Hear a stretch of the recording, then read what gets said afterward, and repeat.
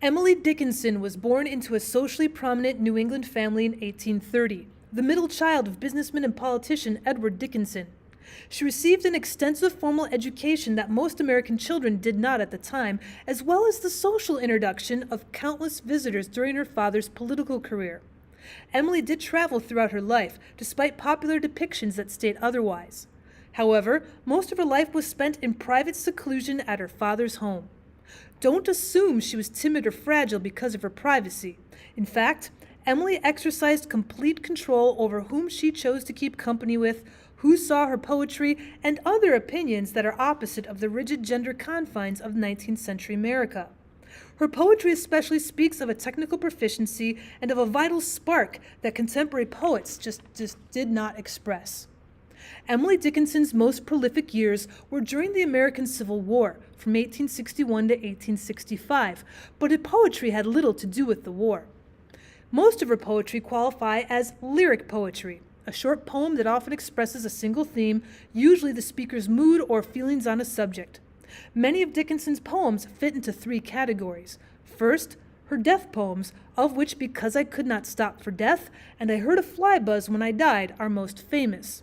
Second, her nature poetry has some of the most expressive imagery, and Nature The Gentlest Mother and her poetry about her gardens and the birds that visited them are full of vibrant wordplay. Last, her self or individual poems celebrate the independence of her soul in the face of expectations, whether it is the soul selects her own society or success is counted sweetest that protects her name. It expresses the desire to choose and to be free of all social expectations. Nature, The Gentlest Mother by Emily Dickinson.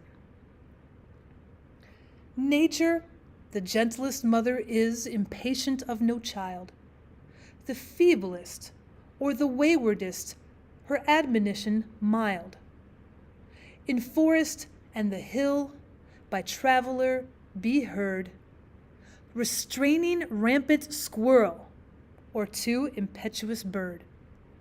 How fair her conversation a summer afternoon, her household, her assembly, and when the sun go down, her voice among the aisles incite timid prayer of the minutest cricket, the most unworthy flower. When all the children sleep, she turns as long away as will suffice to light her lamps.